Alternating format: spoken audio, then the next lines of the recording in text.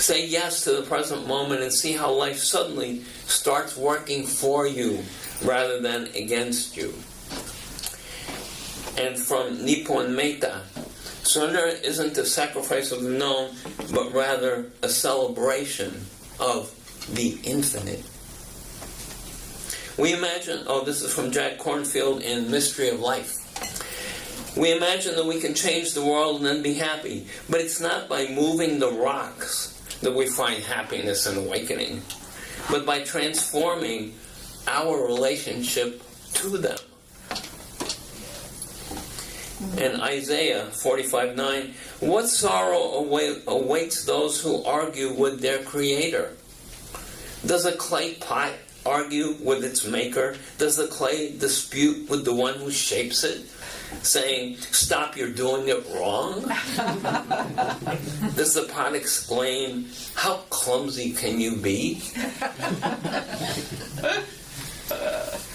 And then from Reinhold Niebuhr, and for those of us 12 steppers, this is so familiar. God grant me the serenity to accept the things I cannot change, courage to change the things I can, and wisdom to know the difference. And finally, a poem by Rumi. Looking at my life, I see that only love has been my soul's companion. From deep inside, my soul cries out, "Do not wait, surrender, for the sake of love." And now, Elisa.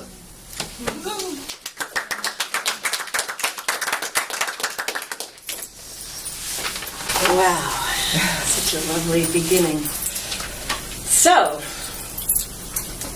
the great joke of the day is that I, a control freak in very early rehabilitation and constantly falling off the wagon, am here to give you a talk on surrender. But we teach what we need to learn, don't we? Yeah. And surrender, letting go, acceptance is truly my greatest spiritual practice. And so I just thank you all so much for giving me this opportunity to spend time putting this together, thinking hard, practicing harder than ever to be able to share with you. So, as Eckhart Tolle said, surrender is this inward experience of living with what is, of letting go of the resistance and saying yes.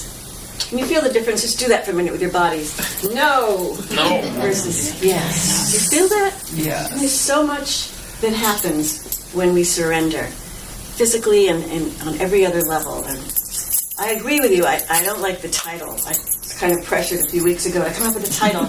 And almost immediately after I did it, I thought, it's the peace of surrender. Of course, it is very powerful, but it is the peace of surrender that we are talking about. And I'd like to start thinking about surrender very close to home, and that is with nature. For I get my best metaphors from nature. And if you think about it, nature is always surrendering, isn't it? It's constantly in the motion of surrendering to what is. The snow is surrendering to the warmth. And fall, perhaps more than ever, we get to see that surrender.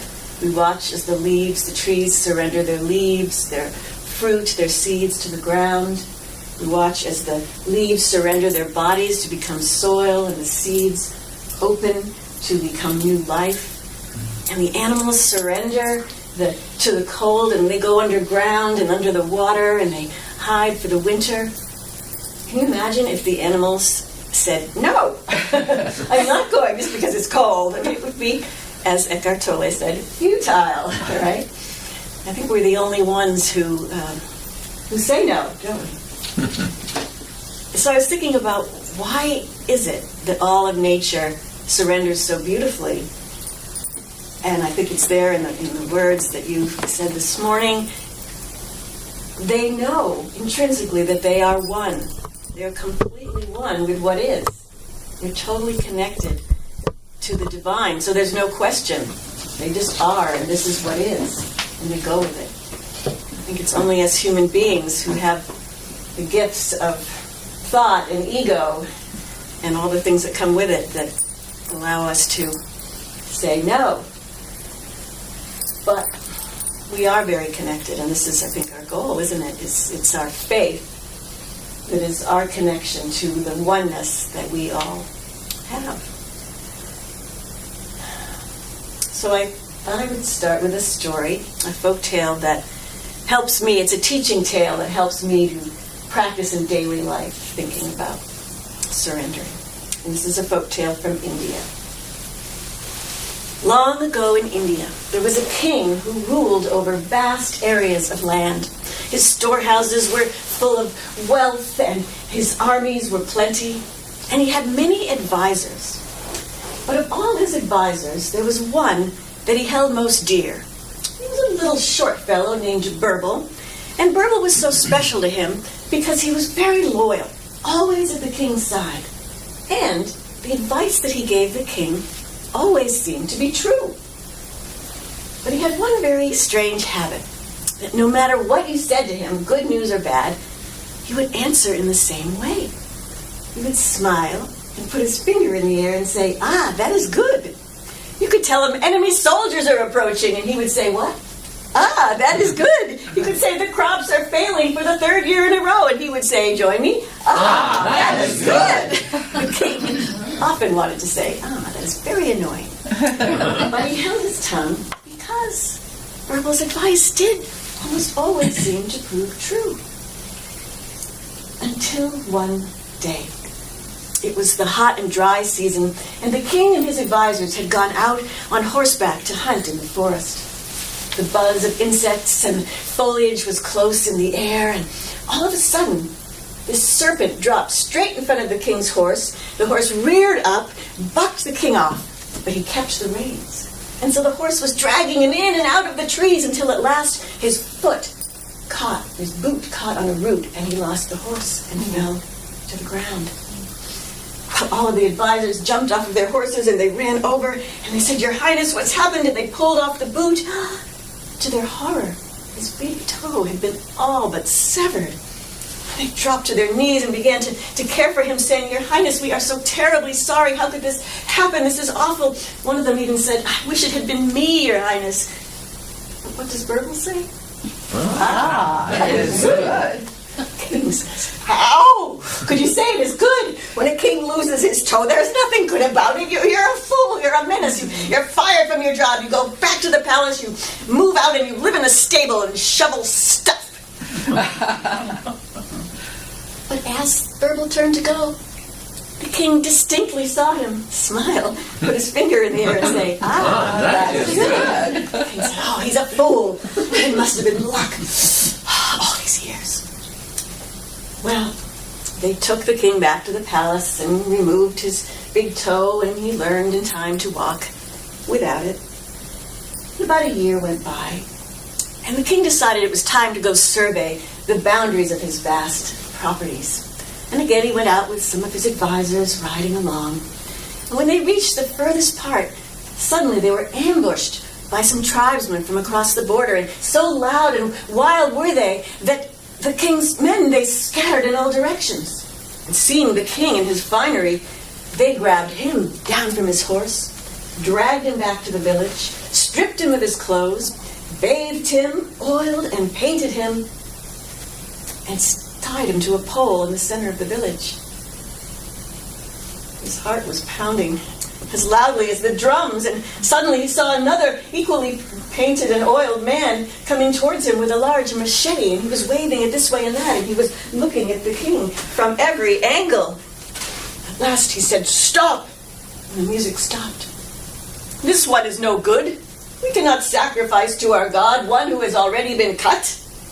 And with a great swipe of his knife, he set the king free, and he hobbled back into the forest. Well, no sooner did the king return to his palace that he went down to the stable and he got his old friend Burble, and he said, "You were right.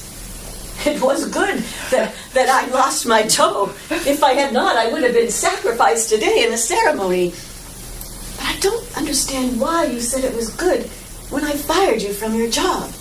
And Burble said, "Your Highness, I have no gift of clairvoyance. I just have learned that no matter what happens in life, something good comes from it, or at least something valuable is learned.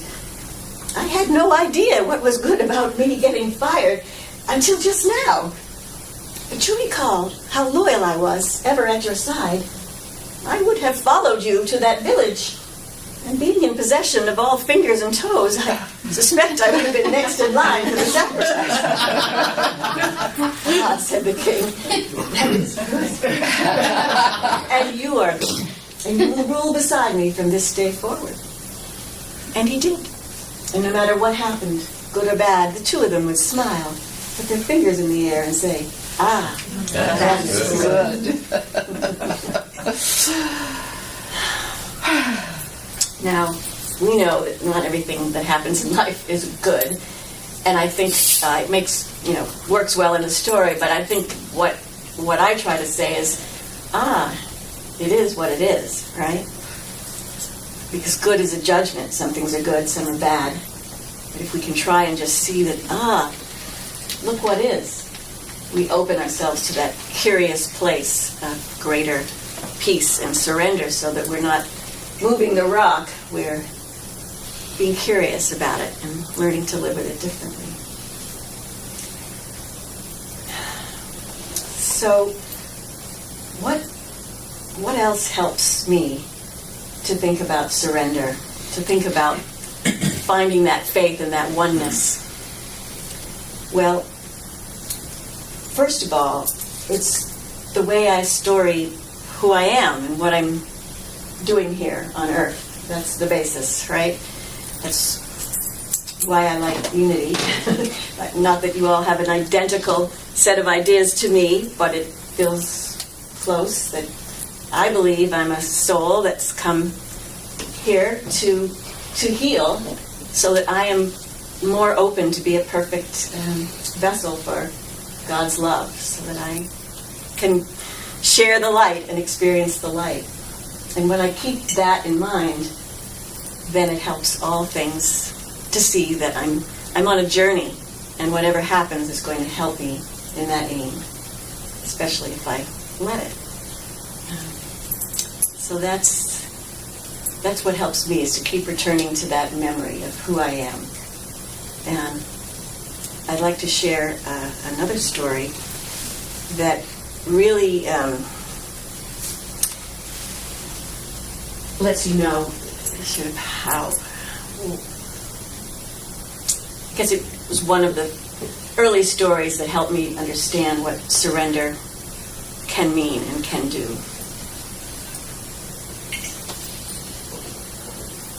So when I was 35, I got married.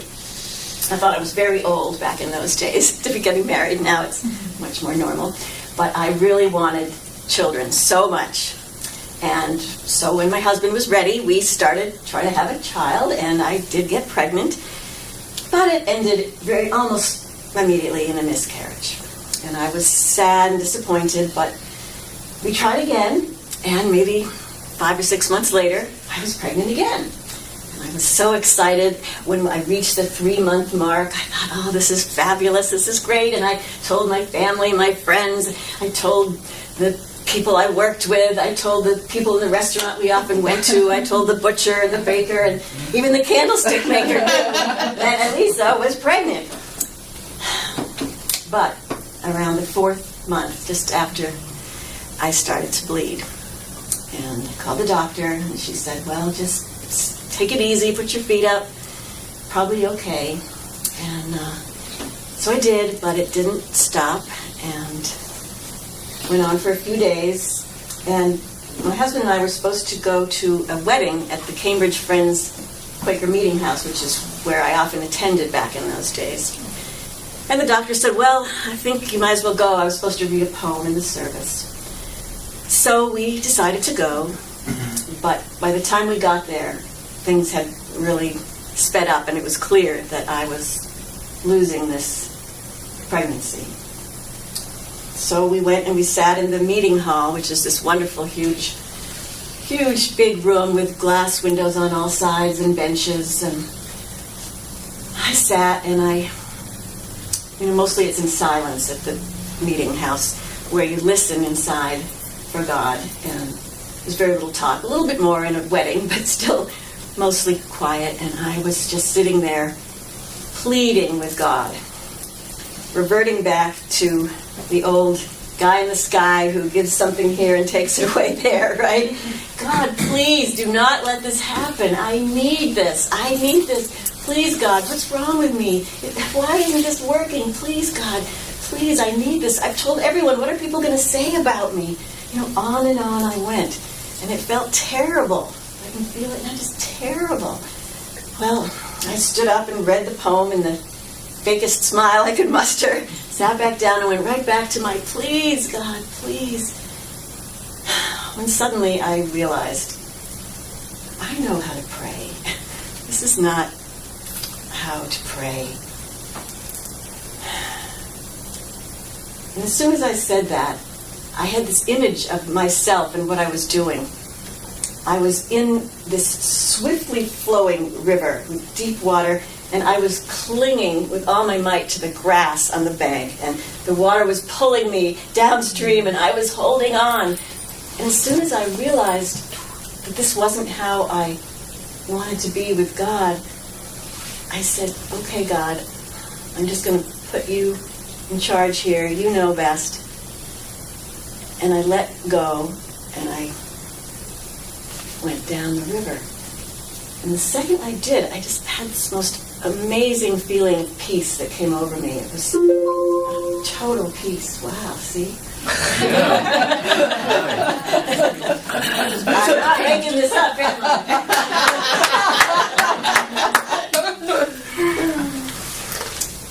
And the next second, I had another image. The imagination is so powerful at times that this trap door dropped down from the ceiling. A little square door with a hinge just dropped down. And two young women about my age at the time, their heads just poked through. And they were so clearly up in heaven having this amazing party. And they were so filled with grace, and they were inviting me, they were including me. And the grace just filled me, and it was so beautiful and so strong.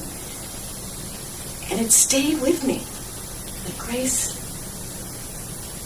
I had no more pleading, no more arguing with what was. I was really filled with the love of God and the grace. Through all the stuff you have to go through after a 4-month miscarriage, and for weeks, I just stayed very close, and then I got busy in my life again, and it started to fade from a strong feeling. But the good news to this story is, see, and here I go judging, good, bad, right? I wasn't going to say that. The news is that about a year later, I did get pregnant and had a little girl whose name is Joy, and she's now 26 years old. So, but I think that if I hadn't, with this tool that I had found, I would have been fine. I would have been in grace. I would have had opportunity to practice surrender.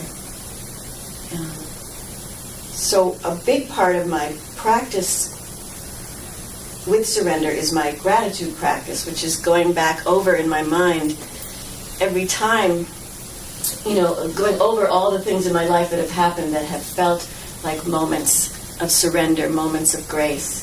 And we all have them. They're big, they're little. Most of them are little, right? Most of them are not monumentous. But if we keep hold of them and remember them in our bodies and our minds, then we stay more open to what that means and the power of it and the presence of it.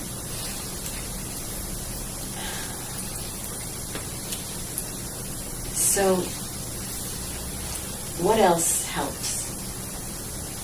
As Dimitri mentioned, I do have a practice of Vipassana meditation.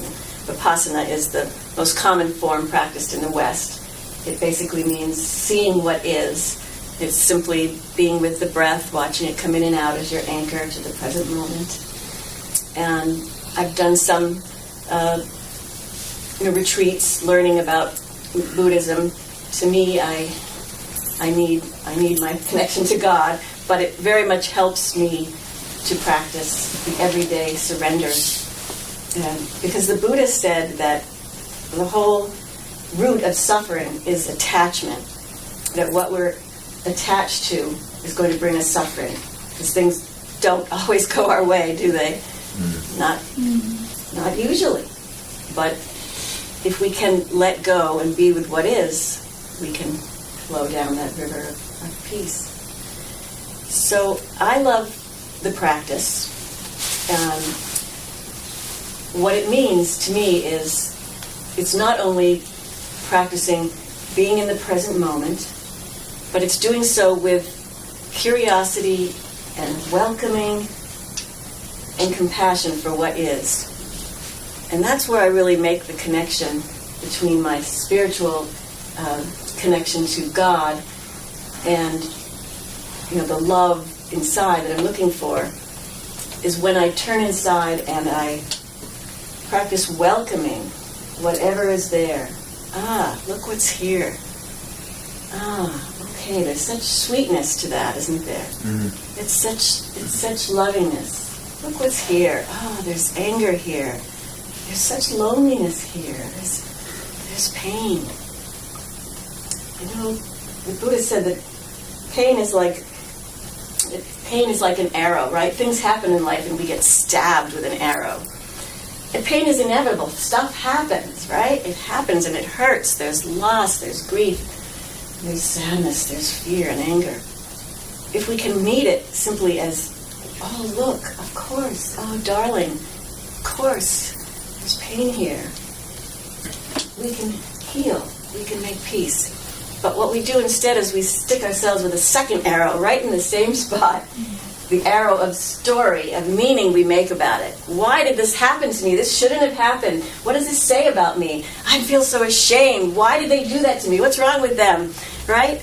And that second arrow is stirring around with that original wound, and it makes it much harder to heal. It's pretty hard not to stick ourselves with the second arrow a little bit, right? Because we're human, but if we take it out and say, oh, I remember. No, I'm going to surrender to that welcoming compassion, then I can be at peace. The Buddha told a story about a woman named Kisa Gautami, who, I'm sorry, I'm telling a lot of stories about her. It sort of seems like depressing, but not really depressing. You can't be depressed. A young woman who had a new baby, but the baby died. But she would not accept that the baby was dead, and she kept running to every house in the village saying, do you have a potion, something to help my baby? And all the people just looked at her, and they felt so sad. And finally they said, go to the Buddha. Maybe the Buddha can help you. And so she went to the Buddha, and she said, Buddha, can you help? I need a potion for my baby. And the Buddha could see that the baby was dead, but he could also see the pain in her and the resistance she had to accepting that. And he said, yes, I can make you a potion. But the ingredient is very difficult, the main ingredient. For you must bring me a mustard seed. Mustard seed, she said, that's easy. Everyone has mustard seed. It must come from a house that is not known death. Oh, she ran off, started knocking on doors. Do you have mustard seed? Oh, thank you. You haven't lost anyone in this house, have you? Oh, yes, my mother died just 6 months ago. To the next house. You haven't lost anyone? Her son died in the war. Every house she went to, they had known death. And finally, she looked at her child and knew that he too was gone, and went back to the Buddha and said, I see that death is as common to the human experience as mustard seed is to cooking. And he said, and embraced her. And she was able to bury her child, and she went on to be one of his best students. And I think, for me, that part of the resistance is feeling that we're alone in what we go through. But we're not. Everything that we experience is part of the human experience. Nowadays, almost everyone has times of depression and anxiety. Everyone has loss. Everyone has fear. Everyone feels alone.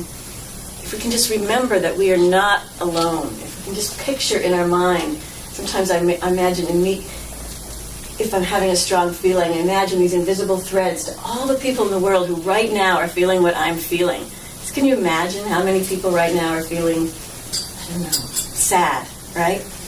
Probably millions, right? Billions, maybe. We're so connected. That sense that I'm not alone helps me to surrender. So, I would like to, I think I've said everything that I want to say. Yeah. So I'd like to move into the meditation. If maybe we could turn down the lights, Christine. And we'll sing after the meditation. We will sing. So if you're comfortable to close your eyes, push everything off your laps and your feet in a comfortable position. And I'll just repeat that quote. My dear, surrender your heart to me. I will protect it with my love. And I invite you to take some deep breaths, bringing all the air in down to your belly and all the way out.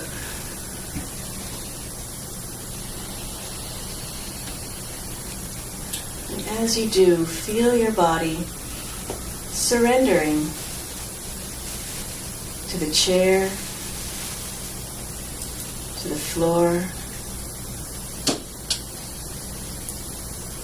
And invite the muscles in your face and head and neck to surrender. Nothing to do right now. And your shoulders and arms and hands surrender. Your chest, your back, letting go. Your belly softening in surrender to what is right now.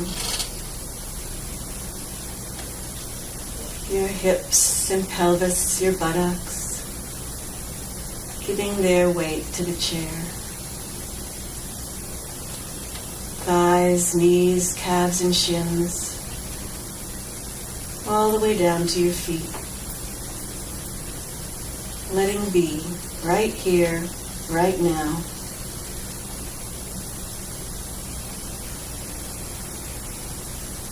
And let us take a moment to cultivate that loving inner presence, that part that calls us darling, that part that welcomes whatever is. It's curious and kind. I'm going to give us a couple moments to sit. Just to be, and every time your mind goes off, just come back to your breath and your body. And when we're ready, we will go into song. Take a couple of minutes.